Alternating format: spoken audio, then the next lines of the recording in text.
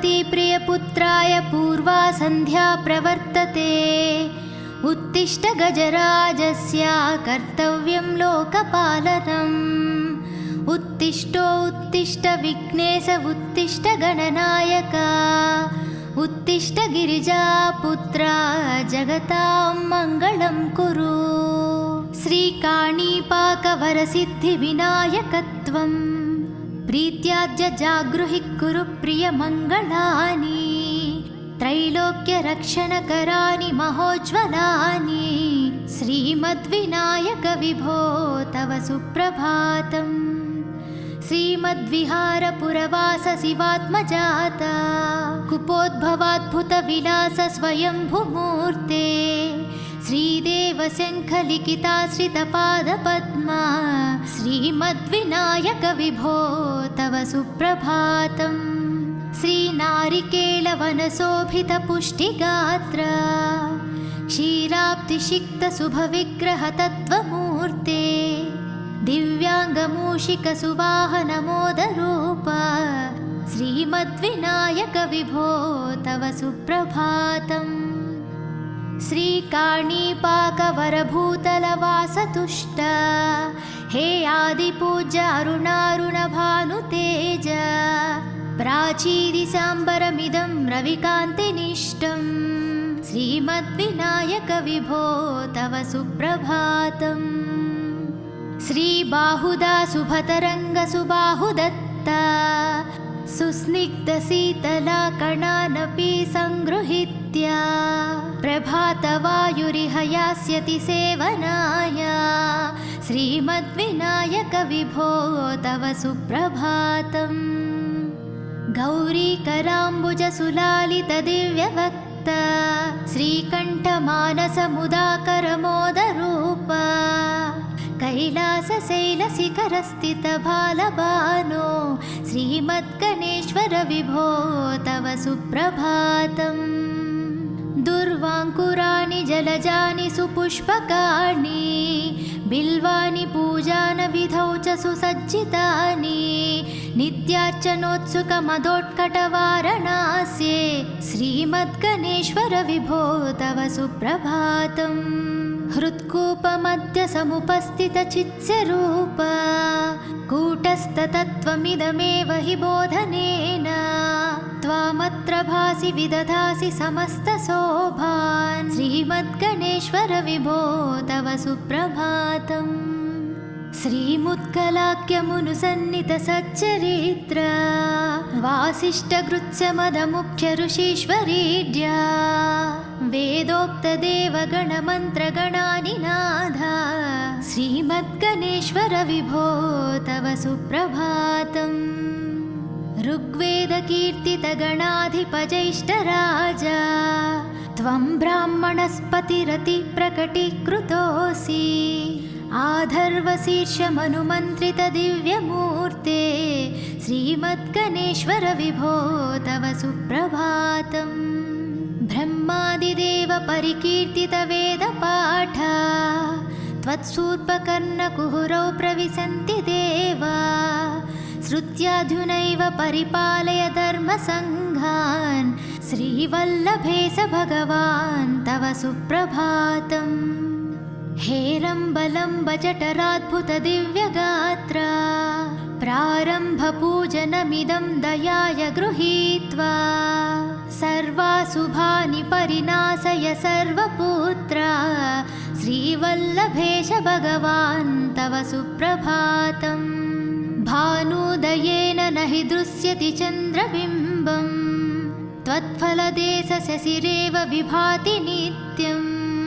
सत्स्वरूप निगमागमसन्नुताङ्ग्रे श्रीवल्लभेश भगवान् तव सुप्रभातम्। कालाग्निरुद्रसुतकालनियामकत्वं कालानुकूलफलदोषि कलामयोऽसि। कल्याणकारककलाधरशेखरोऽसि श्रीवल्लभेश भगवान् तव सुप्रभातम्।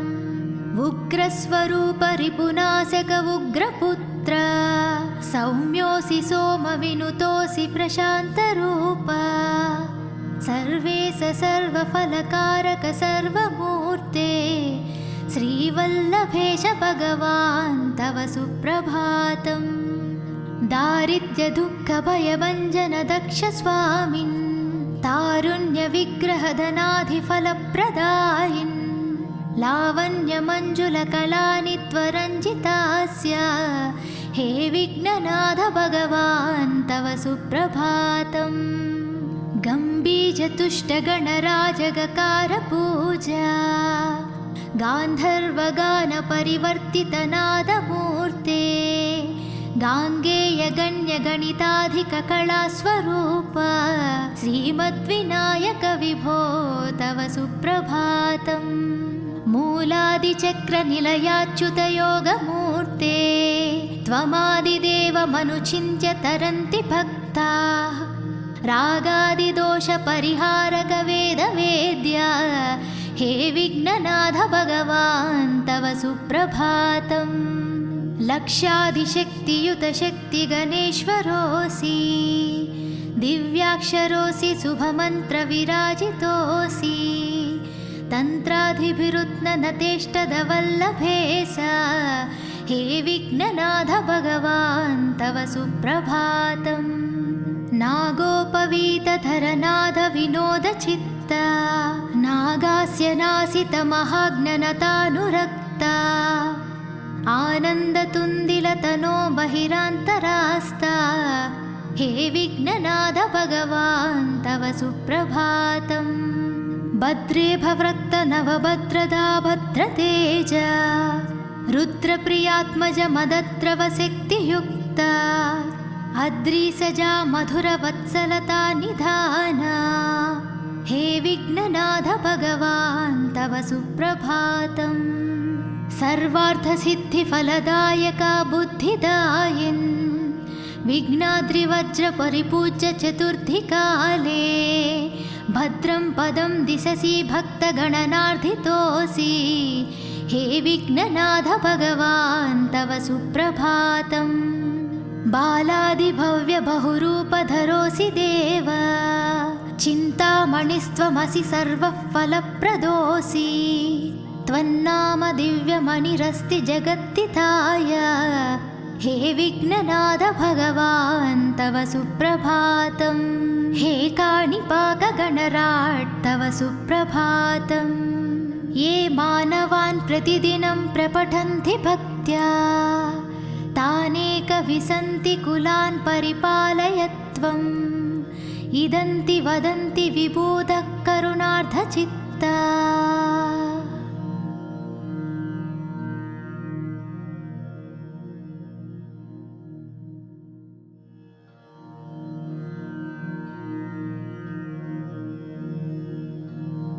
ॐ पार्वती प्रियपुत्राय पूर्वा संध्या प्रवर्तते उत्तिष्ठ गजराजस्य कर्तव्यं लोकपालनम्। उत्तिष्ठो उत्तिष्ठ विघ्नेश उत्तिष्ठ गणनायक उत्तिष्ठ गिरिजापुत्रा जगतां मङ्गलं कुरु। श्रीकाणीपाकवरसिद्धिविनायकत्वं प्रीत्याद्य जागृहि कुरु प्रियमङ्गलानि त्रैलोक्यरक्षणकराणि महोज्ज्वलानि श्रीमद्विनायक विभो तव सुप्रभातम्। श्रीमद्विहारपुरवास शिवात्मजाता कुपोद्भवाद्भुतविलास स्वयंभुमूर्ते श्रीदेवशङ्खलिखिताश्रितपादपद्मा श्रीमद्विनायक विभो तव सुप्रभातम्। श्रीनारिकेलवनशोभितपुष्टिगात्र क्षीराब्धिषिक्तशुभविग्रहतत्त्वमूर्ते दिव्याङ्गमूषिकसुवाहनमोदरूप श्रीमद्विनायक विभो तव सुप्रभातम्। श्रीकाणीपाकवरभूतलवासतुष्ट हे आदिपूज्य अरुणारुणभानुतेज प्राचीदिशाम्बरमिदं रविकान्तिनिष्टं श्रीमद्विनायक विभो तव सुप्रभातम्। श्रीबाहुदा सुभतरङ्गसुबाहुदत्ता सुस्निग्धशीतला कणानपि सङ्गृहीत्य प्रभातवायुरिह यास्यति सेवनाय श्रीमद्विनायक विभो तव सुप्रभातम्। गौरीकराम्बुजसुलालितदिव्यवक्त श्रीकण्ठमानसमुदाकरमोदरूप कैलासशैलशिखरस्थितबालबानो श्रीमद्गणेश्वर विभो तव सुप्रभातम्। दुर्वाङ्कुराणि जलजानि सुपुष्पकाणि बिल्वानि पूजानविधौ च सुसज्जितानि नित्यार्चनोत्सुकमदोत्कटवारणास्ये श्रीमद्गणेश्वर विभो तव सुप्रभातम्। हृत्कूपमध्य समुपस्थितचित्स्वरूप कूटस्थतत्त्वमिदमेव हि बोधनेन त्वामत्र भासि विदधासि समस्तशोभान् श्रीमद्गणेश्वर विभो तव सुप्रभातम्। श्रीमुत्कलाख्यमुनुसन्नितसच्चरित्र वासिष्ठगृत्समदमुख्य ऋषीश्वरीड्या वेदोक्तदेवगणमन्त्रगणानिनाद श्रीमद्गणेश्वर विभो तव सुप्रभातम्। ऋग्वेदकीर्तितगणाधिपजैष्ठराजा त्वं ब्राह्मणस्पतिरतिप्रकटीकृतोऽसि आधर्वशीर्षमनुमन्त्रितदिव्यमूर्ते श्रीमद्गणेश्वर विभो तव सुप्रभातम्। ब्रह्मादिदेव परिकीर्तितवेदपाठ त्वत्सूर्पकर्णकुहरौ प्रविशन्ति देवा श्रुत्याधुनैव परिपालय धर्मसङ्घान् श्रीवल्लभेश भगवान् तव सुप्रभातम्। हेरम्बलम्ब जठराद्भुतदिव्यगात्र प्रारम्भपूजनमिदं दयाय गृहीत्वा सर्वाशुभानि परिनाशय सर्वपुत्र श्रीवल्लभेश भगवान् तव सुप्रभातम्। भानुदयेन न हि दृश्यति चन्द्रबिम्बम् त्वत्फलदेशशशिरेव विभाति नित्यम् सत्स्वरूपनिगमागमसन्नुताङ्ग्रे श्रीवल्लभेश भगवान् तव सुप्रभातम्। कालाग्निरुद्रसुतकालनियामकत्वम् कालानुकूलफलदोऽसि कलामयोऽसि कल्याणकारककलाधरशेखरोऽसि श्रीवल्लभेश भगवान् तव सुप्रभातम्। उग्रस्वरूप रिपुनाशक उग्रपुत्र सौम्योऽसि सोमविनुतोऽसि प्रशान्तरूप सर्वेश सर्वफलकारक सर्वमूर्ते श्रीवल्लभेश भगवान् तव सुप्रभातम्। दारिद्र्यदुःखभयभञ्जन दक्ष स्वामिन् तारुण्यविग्रहधनाधिफलप्रदायिन् लावण्यमञ्जुलकलानि त्वरञ्जितास्य हे विघ्ननाथ भगवान् तव सुप्रभातम्। गम्भीरतुष्टगणराजगकारपूजा गान्धर्वगानपरिवर्तितनादमूर्ते गाङ्गेयगण्यगणिताधिककलास्वरूप श्रीमद्विनायक विभो तव सुप्रभातम्।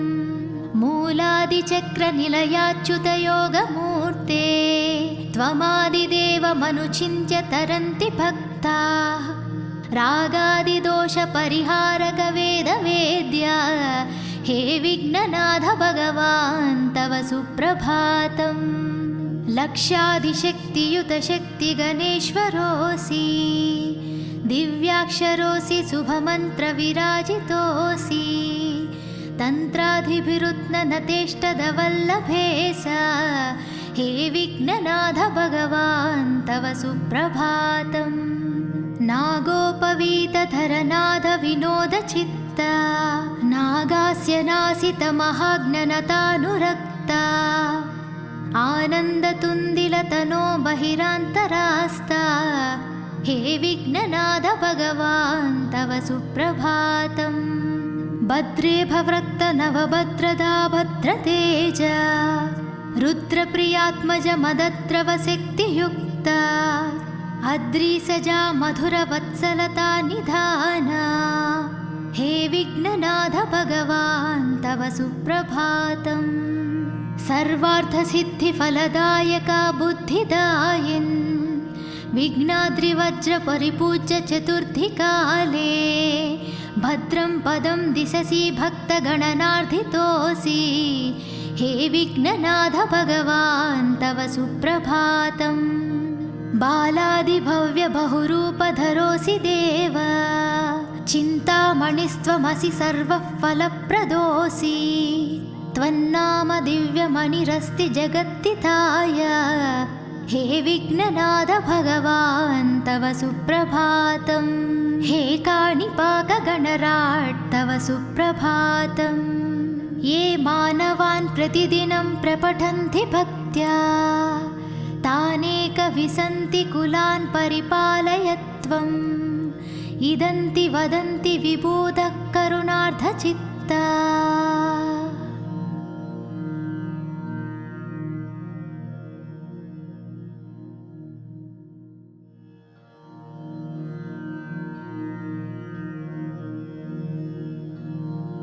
ॐ पार्वती प्रियपुत्राय पूर्वा सन्ध्या प्रवर्तते उत्तिष्ठ गजराजस्य कर्तव्यं लोकपालनम् उत्तिष्ठो उत्तिष्ठ विघ्नेश उत्तिष्ठ गणनायक उत्तिष्ठ गिरिजापुत्रा जगतां मङ्गलं कुरु श्रीकाणीपाकवरसिद्धिविनायकत्वं प्रीत्याद्य जागृहि कुरु प्रियमङ्गलानि त्रैलोक्यरक्षणकराणि महोज्ज्वलानि श्रीमद्विनायक विभो तव सुप्रभातम् श्रीमद्विहारपुरवास शिवात्मजाता कुपोद्भवाद्भुतविलास स्वयंभुमूर्ते श्रीदेवशङ्खलिखिताश्रितपादपद्मा श्रीमद्विनायक विभो तव सुप्रभातम् श्रीनारिकेलवनशोभितपुष्टिगात्र क्षीराब्धिषिक्तशुभविग्रहतत्त्वमूर्ते दिव्याङ्गमूषिकसुवाहनमोदरूप श्रीमद्विनायक विभो तव सुप्रभातम् श्रीकाणीपाकवरभूतलवासतुष्ट हे आदिपूज्य अरुणारुणभानुतेज प्राचीदिसाम्बरमिदं रविकान्तिनिष्टं श्रीमद्विनायक विभो तव सुप्रभातम् श्रीबाहुदा शुभतरङ्गसुबाहुदत्ता सुस्निग्धशीतला कणानपि सङ्गृहीत्य प्रभातवायुरिह यास्यति सेवनाय श्रीमद्विनायक विभो तव सुप्रभातम् गौरीकराम्बुजसुलालितदिव्यवक्त श्रीकण्ठमानसमुदाकरमोदरूप कैलासशैलशिखरस्थितबालबानो श्रीमद्गणेश्वर विभो तव सुप्रभातम् दुर्वाङ्कुराणि जलजानि सुपुष्पकाणि बिल्वानि पूजानविधौ च सुसज्जितानि नित्यार्चनोत्सुकमदोत्कटवारणास्ये श्रीमद्गणेश्वर विभो तव सुप्रभातम् हृत्कूपमध्य समुपस्थितचित्स्वरूप कूटस्थतत्त्वमिदमेव हि बोधनेन त्वामत्र भासि विदधासि समस्तशोभान् श्रीमद्गणेश्वर विभो तव सुप्रभातम् श्रीमुत्कलाख्यमुनुसन्नितसच्चरित्र वासिष्ठगृत्स्यमदमुख्य ऋषीश्वरीड्या वेदोक्तदेवगणमन्त्रगणानिनाद श्रीमद्गणेश्वर विभो तव सुप्रभातम् ऋग्वेदकीर्तितगणाधिपजैष्ठराजा त्वं ब्राह्मणस्पतिरति प्रकटीकृतोऽसि आधर्वशीर्षमनुमन्त्रितदिव्यमूर्ते श्रीमद्गणेश्वर विभो तव सुप्रभातम् ब्रह्मादिदेव परिकीर्तितवेदपाठा त्वत्सूर्पकर्णकुहुरौ प्रविशन्ति देवा श्रुत्याधुनैव परिपालय धर्मसङ्घान् श्रीवल्लभेश भगवान् तव सुप्रभातम् हेरम्बलम्ब जठराद्भुतदिव्यगात्रा प्रारम्भपूजनमिदं दयाय गृहीत्वा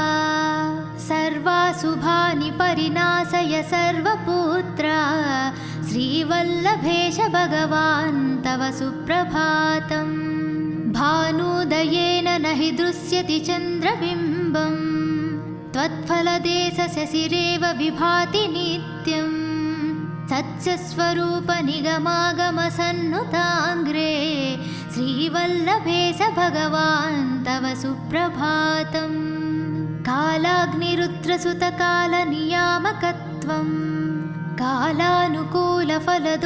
कलामयोऽसि कल्याणकारककलाधरशेखरोऽसि श्रीवल्लभेश भगवान् तव सुप्रभातम् उग्रस्वरूपरिपुनाशक उग्रपुत्र सौम्योऽसि सोमविनुतोऽसि प्रशान्तरूप सर्वेश सर्वफलकारक सर्वमूर्ते श्रीवल्लभेश भगवान् तव सुप्रभातम् दारिद्र्यदुःखभयभञ्जन दक्ष स्वामिन् तारुण्यविग्रहधनाधिफलप्रदायिन् लावण्यमञ्जुलकलानि त्वरञ्जितास्य हे विघ्ननाथ भगवान् तव सुप्रभातम् गम्भीरतुष्टगणराजगकारपूजा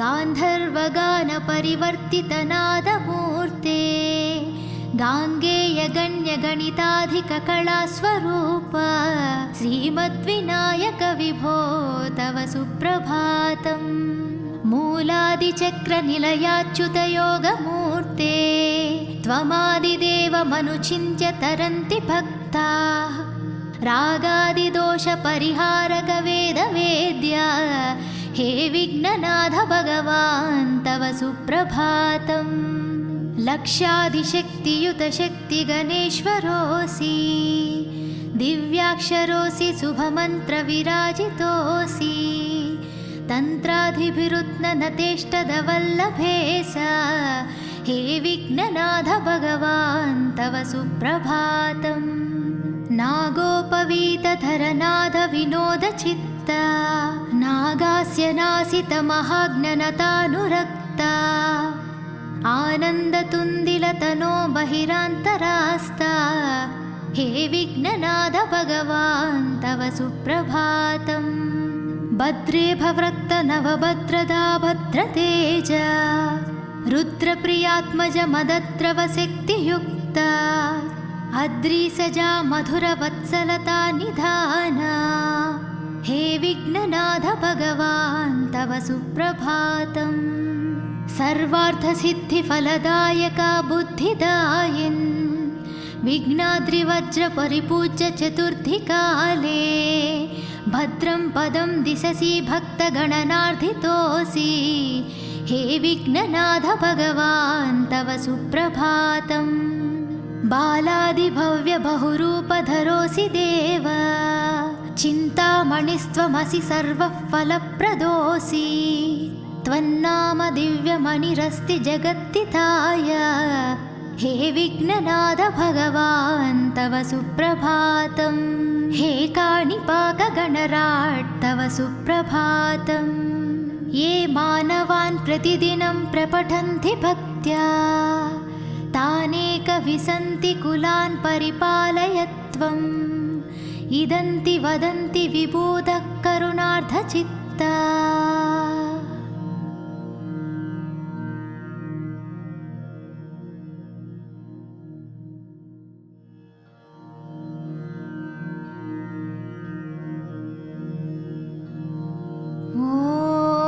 पार्वती प्रियपुत्राय पूर्वा सन्ध्या प्रवर्तते। उत्तिष्ठ गजराजस्य कर्तव्यं लोकपालनम्। उत्तिष्ठ विघ्नेश उत्तिष्ठ गणनायक। उत्तिष्ठ गिरिजापुत्रा जगतां मङ्गलं कुरु। श्रीकाणीपाकवरसिद्धिविनायकत्वं प्रीत्याद्य जागृहि कुरु प्रियमङ्गलानि। त्रैलोक्यरक्षणकराणि महोज्ज्वलानि। श्रीमद्विनायक विभो तव सुप्रभातम्।